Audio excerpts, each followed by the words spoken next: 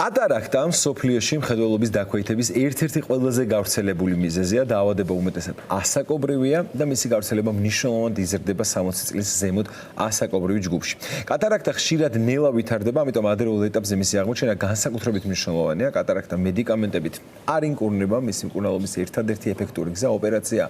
როგორ ტარდება კატარაქტის ოპერაცია ნიუ ჰოსპიტალში, ამაზე უფრო მეც ჩემზე გაცილებით კარგად დაალაგებულად და ადეკვატურად გეტყვის ოფთალმოლოგი მირიან მაკრახიძე, რომელიც უკვე ჩვენთან ერთად არის. მოგესალმებით, მადლობა რომ ჩვენთან ერთად ხართ. კატარაქტაზე კი ჩვენ გვისაუბრია, თუმცა მაინც ჩვენ ერთ-ერთი ძალიან მნიშვნელოვანი რამ, რაც ზოგადად დაავადებებთან ბრძოლაში მიგვაჩნია, არის ის ინფორმაცია და თუ მაგალითად წინაზე როცა ვისაუბრეთ, ვინმე ვერ გვიყურა, დაუშვათ რომ ეხლა გვიყურებს და მისთვის უნდა მოყვეთ კიდევ ერთხელ რა არის კატარაქტა, ამით დავიწყოთ და რა სიმპტომებით ვლინდება.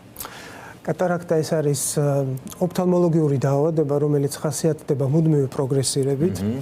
როგორც წესი კატარაქტა ასოცირდება ასაკთან, 60-65 წლის ასაკის ზევით პაციენტთა უმრავლესობას გარკვეული ტიპის და ხარისხის ბროლის შემღვრევა ახასიათებს. შემღვრეული ბროლი კი იწვევს სინათლის სხივის თვალში შეღწევის დაბრკოლებას, შედეგად კი მხედველობა ხდება ბუნდოვანი. სიმპტომატიკას რაც შეეხება, საკმაოდ მრავალფეროვანი და მნიშვნელოვანი სიმპტომატიკით ხასიათდება.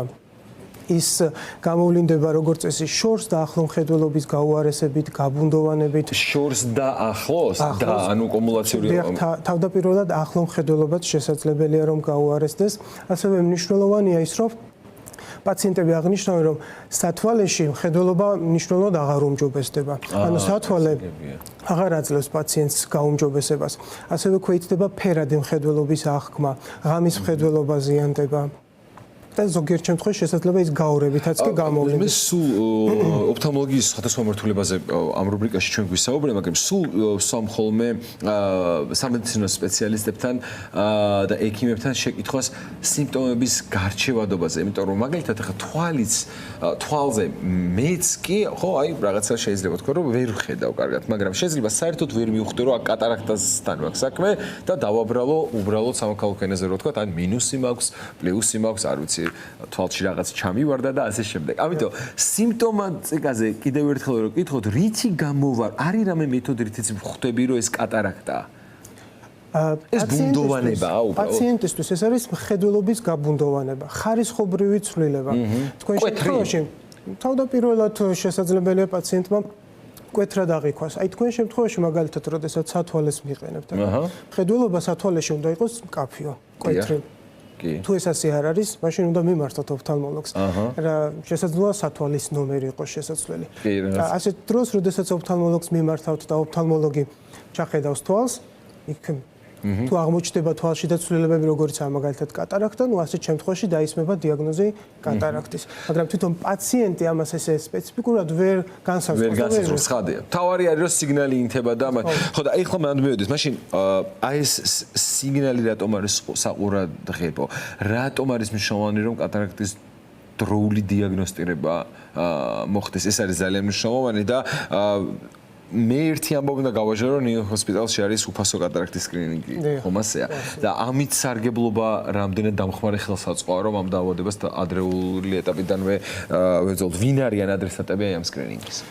კატარაქტის ადრეული და დროული დიაგნოსტიკა ძალიან მნიშვნელოვანია მისი დროული მენეჯმენტისთვის, იმიტომ რომ რაც უფრო დროულად მოხდება დიაგნოსტირება და დროულად მოხდება მკურნალობა, ეს შემდგომ აისახება მკურნალობის შემდგომ შედეგებზე და თუნდაც მხედველობით გამოსავალს.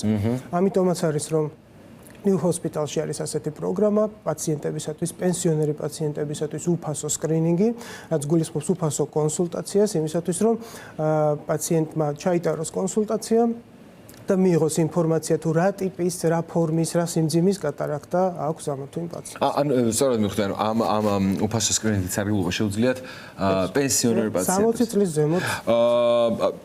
ნიშნავს თუ არა ეს რომ ასაკზე არის მიბმული გარკვეულწილად კატარაქტა. თუ შეიძლება ადრეულ ასაკშიც შევხვდეთ მე კატარაქტის აბსოლუტური უმრავლესობა მაინც ასაკთან არის განსხვავებული. ეს ასაკობრივი დაავადება, პროგრესული დაავადება, რაც ნიშნავს რომ ასაკის მატებასთან ერთად პროგრესირებს, შემთხვევის ინტენსივობა იზრდება, თუმცა არსებობს სხვადასხვა შემთხვევები, როდესაც შეიძლება ახალგაზრდა პაციენტებშიც გამოვლინდეს. თუნდაც ტრავმის შედეგად. ეგ უნდა ვიქნე ხო რაღაც შემღრულებას ვამბობთ, შეიძლება ფიზიკური ტრავმის შედეგიც იყოს? ფიზიკური ტრავმის შედეგად. შესაძლებელია თავზე მიღებული ტრავმის შედეგადაც კი, აი ბლაგვი ტრავმა არსებობს, თვალის კაკლის შერყევას ვეძახით. როდესაც ძლიერი შერყევის შედეგად ბროლის შემღრევა იწყება. რა მეთოდები არსებობს კატარაქტის მკურნალობის მერე? კატარაქტის მკურნალობის ერთადერთი ალტერნატივა და მეთოდი ეს არის ქირურგიული მკურნალობა. არანაირი მედიკამენტოზური მკურნალობა არ არის.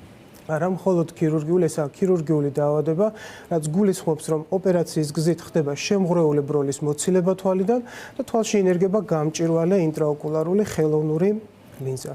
აი ეხლა მაგაზე უნდა კითხოთ, მე გაგებული მაქვს რომ აქ არჩევანი ალტერნატივები არსებობს, აქ არ არის ხო ერთი კონკრეტული ბროლი, რომელიც ყველას მიესადაგება, ხო?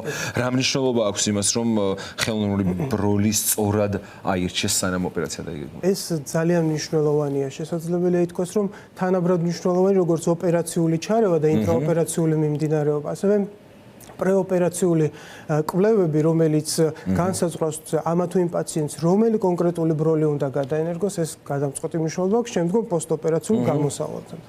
ამიტომაც არის, რომ ნიუ ჰოსპიტალში მაღალ ტექნოლოგიური აღჭურვილობა და მაღალ კვალიფიციური ოფთალმოლოგების დახმარებით ხდება ზუსტად შერჩევა და მორგება ამა თუ იმ ბროლის პაციენტს. რა ტიპის თანამედროვე ხელოვნური ბროლები გამოიყენება დღეს ნიუ ჰოსპიტალში და თან ხო უპირატესობა ალბათ პრემიუმ ბროლებს ეს გავსაზღვროთ რა სხვაობა არის რას შოს პრემიუმ ბროლებს უბრალოდ პრემიუმ ნიუ ჰოსპიტალში გამოიყენება უმაღლესი ხარისხის სოფლიოში წამყვანი პრემიუმ ხარისხის ბროლები, როგორც არის მაგალითად ამერიკული IQ, გერმანული CAIS-ის ბროლები, რაც სიმართლე გითხრათ, ხასიათდება უპირატესობით სტანდარტულ ბროლებთან შედარებით. ეს იმით არის განპირობებული, რომ ხარისხობრივად უფრო მაღალია, მისი დიზაინი, ანატომია მეტად არის მიმსგავსებული ბუნებრივ ჩვენთვის ღვთივბოძებულ ბროლთან და ამის შედეგად ხედველობითი გამოსავალი პოსტოპერაციულად უფრო მაღალია. ის გვაძლევს მაგალითად უფრო ფერების აღქმის კუთხით კარგ შედეგს, ასევე პოსტოპერაციულად პაციენტებს ნაკლებად აქვთ ჰალოები, სინათლის გარშემო, ასე ვთქვათ, რგოლები, ასევე მას აქვს ძალიან კარგი ფიქსაცია, აი ამ პრემიუმ ხარისხის ბროლებს ის ცენტრში კარგად ფიქსირდება და მისი დისლოცირების, გადაადგილების, არასწორი მდებარეობის ალბათობა ნაკლებია. ასევე ძალიან მნიშვნელოვანია, რომ პრემიუმ ხარისხის ბროლის გამოყენებისას პოსტოპერაციულად მეორადი კატარაქტის ჩამოყალიბება ძალიან იშვიათად ხდება.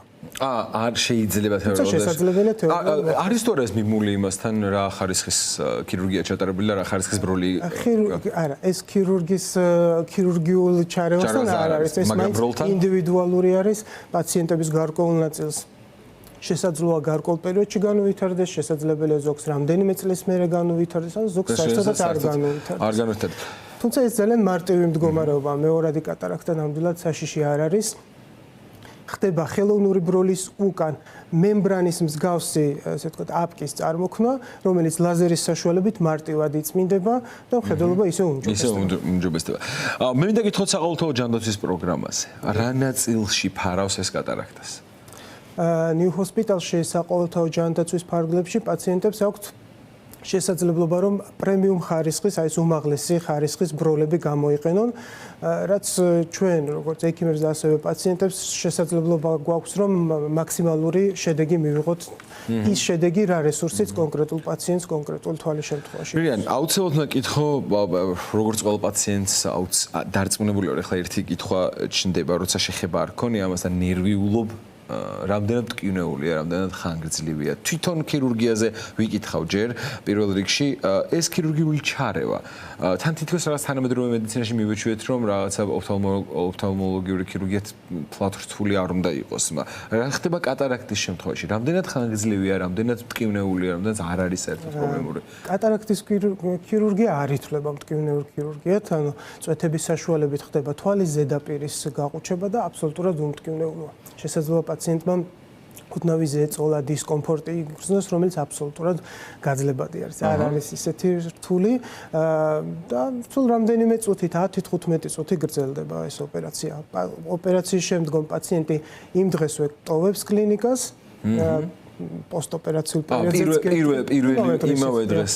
დავებ კლინიკას. და რაც შეეხება თვითონ პოსტოპერაციულ პერიოდს, პაციენტს გარკვეული პერიოდის განმავლობაში უწევს თვალში წვეთების ჩაწვეთება, მის სამუშაო რეჟიმს პაციენტი მეორე დღეს ჩვეულებრივად უბრუნდება. მერიან, იცი რა მითხარი, ამ ბროლის განთავსების შემდეგ, მაშინვე იმავე დღეს საგრძნობი ხდება მხედველობის დაბრუნება? იმავე დღის შესაძლოა იყოს ბუნდოვანი მხედველობა, რადგანაც ჩვენ ინტრაოპერაციულად გუგას ვაფართოვებთ, ეს თავისთავად მხედველობას აქვეითებს. ეს მე მიგვიძნია, კი, ვერაფერს რო ვერ ხედავ, კი, მაქვს. როგორც წესი მეორე დღიდან უკვე იწყებს გაუჭირს. კი.